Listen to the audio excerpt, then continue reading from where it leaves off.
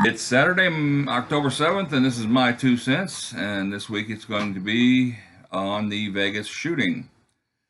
I, like a lot of Americans, are a little bit baffled by it.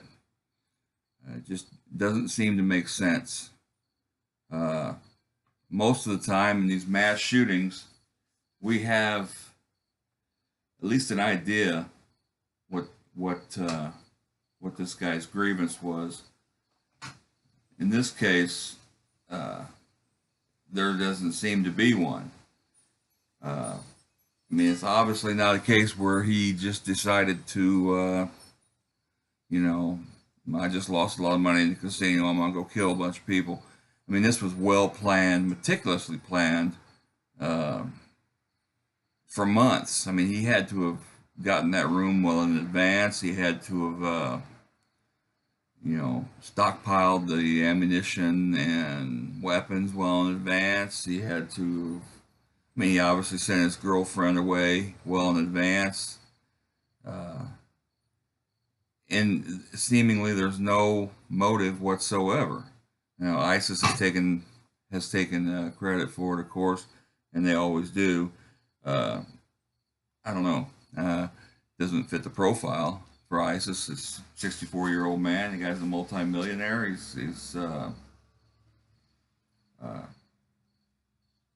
seemed to have the world by the tail. I mean, he had a couple of houses, lives in Vegas, gambles for a living. By all accounts, he seems to have had plenty of money. Uh, and by most people's standard, he had a pretty good life. Uh, it's baffling. I wish I would like to know what. I guess what I want to know is what we don't know. Obviously, what does the FBI know uh, that we don't know? And I think that they do know things that we don't know, and I'm not sure they want us to know. Uh, did this guy have any political motives? Did this guy have any mental issues? Uh, there just does not seem to be any information. Now, I find it odd that within a few hours of the shooting, uh, they come out and they come out and say that this guy acted alone. He very may well have, but how do they know that within a few hours? I don't see how they could possibly know that. Now, I understand they found a cell phone charger that didn't fit his phones in the room. They found a key card for the room that did not. They found a key card in there that was used for the room that while he was gone, while he was had used another card apparently to leave. His car had left the garage or wherever it was with another card, and that this other card was used to enter the room, and it was found in the room. Strange during the same time frame. So I mean, that tells me there had to be somebody else involved, and I think they understand this. I think they know this. I think they just can't figure it out, or they do know who it is and don't want to release that information yet. Maybe it's a wider spread conspiracy of some sort. I don't know. It's obviously troubling. This mystery woman apparently, he sent his girlfriend to the Philippines a couple of weeks ago. On the video footage from the casino, he was seen with another woman. Now, if this was just a woman, a random woman in the casino, or a hooker in the casino, or whatever, you would think, maybe not so if it was a hooker, but you would think that if this person was not involved whatsoever, given the gravity of the situation, whoever that person was would come forward and say, "Hey, yeah, I met this guy, but I had nothing to do with this," you know. Uh, but the fact that nobody's come forward and said, "Hey, yeah, that was me," and on the video, but I didn't, you know, I just met him that night. We just talked a little bit on the video, blah blah blah. But you know, nobody's come forward to say that. Uh, so I mean, that's a little odd. I mean, this isn't like it's just a small crime. It's some, you know, he killed 58 people. Uh, you know, wounded 500. Just, just a horrible act of evil. It's very, very troubling that to me, well, when you watch the press conference, the Vegas sheriff says things that then the FBI turns around and refutes. The Vegas sheriff, he's under the impression he doesn't think the guy acted alone, but yet the FBI will say that he did.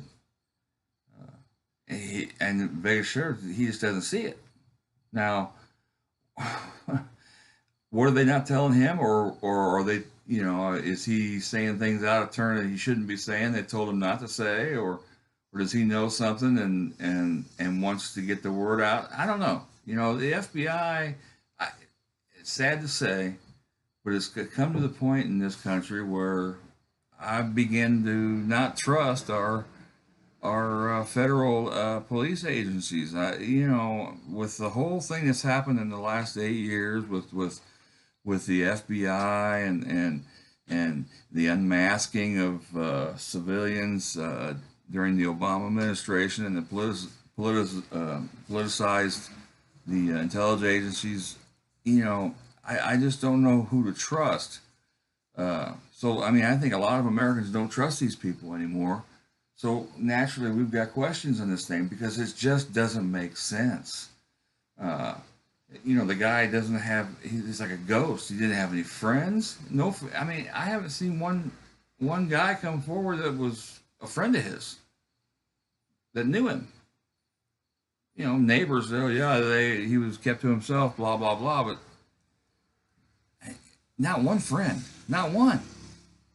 You know, just this girlfriend that was in the Philippines that he wired $100,000 to. Um, just bizarre. You know, I wish, I hope that we get to the bottom of this.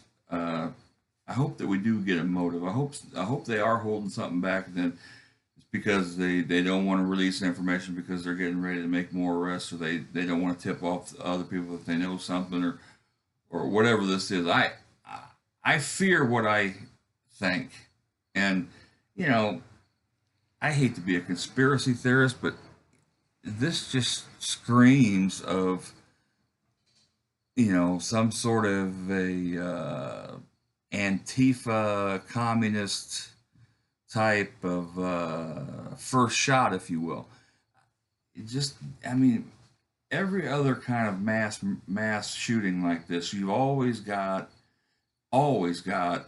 some kind of, I mean, motive almost immediately. You almost always know immediately. I mean, you know, Columbine kids were bullied apparently, and they went nuts. Okay, uh, you know, down in Orlando, that shooter there, he, you know, obviously was with ISIS and walked into the nightclub. I mean, usually within a day we have a motive. In this case, we don't. This was a well thought out, meticulously planned event. This isn't somebody that just went nuts, grabbed a gun, and started shooting people. This was something that was well planned, well in advance. This guy thought this thing out. Had a lot of weaponry up there, and that's a whole nother show, a whole nother debate about the Second Amendment and weapons. But he had a whole lot of weaponry up there with him. Why did he have that many weapons up there? Uh, Obviously, I understand that maybe he was worried about jams and, you know, with that bump stock, maybe his barrel melting or whatever. But why have that many? I mean, he had like what they say they had. He had like 13 rifles up there, or semi-automatic weapons, or something along those lines. A lot of weaponry up there. How many did he think he was going to need? And you know, now they're disputing whether or not they thought he had an exit plan that went awry when the security guard, found him, and then he shot through the door and shot the security guard. I don't know about that. I mean, the guy checked into a hotel. He was well known there in Vegas. I mean, it's obvious, even if he had a plan to get out of there, it'd have been a nationwide man. They would have found the guy. They knew who he was. So, I mean, I think that he was intent on killing himself or being killed by the police all along. So I don't buy the he had an exit plan. But boy, he had a lot of, he had explosives in his car, he had ammunition in his car, he had weapons in other houses, he mapped out other locations, other hotels, other cities. This was somebody who was making plans. Maybe this was just the one he decided on finally, but it's troublesome that we don't have a motive 1 week later. We still don't know what this guy's deal was. We still don't know anything about him. We still don't know his medical history. Well, I mean, was the guy, obviously he passed background checks to get these weapons. He wasn't a mental case. He wasn't, mentally deficient, or obviously he was, but I mean, he wasn't, no doctor had labeled him as such. So very troubling. Let's hope that the FBI and ATF and local police and whoever all is investigating this does get to the bottom of it. And more so, let's hope that the American people are made aware of what really happened there, and we don't get some bullshit story, to appease us, because I don't want to be appeased. I want the truth. I want to know what's going on. If it's hard truth, I want it. If it's ISIS, I want to know it. And at this point, I hope it was ISIS. I hope ISIS was involved, because that makes sense, at least, because nothing else makes sense.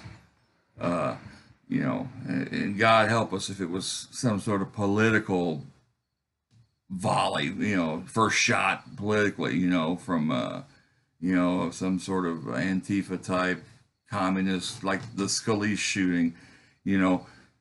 Let's hope not, because that is super troubling. And where do we go from there? How do we combat that? How does that end? It doesn't end well. That's going to cause internal strife like you wouldn't believe it, more so than we even have now. So that's my 2 cents on the Vegas shooting. Let's hope that they get to the bottom of it. It's such a sad week. 58 Americans just butchered like that, and 500 wounded and hurt. And then also my favorite rocker of all time, Tom Petty, passes away Sunday. And it's just been a bad week. So hopefully times will get better. We're not going to stop. We're not going to stop being Americans. We're going to still do what we do. We want to go to a concert, we're going to go do it. So that's my 2 cents. Tell me how you think. Tell me what you think about this. Tell me if you think your thoughts on the Vegas shooting. Talk to you later.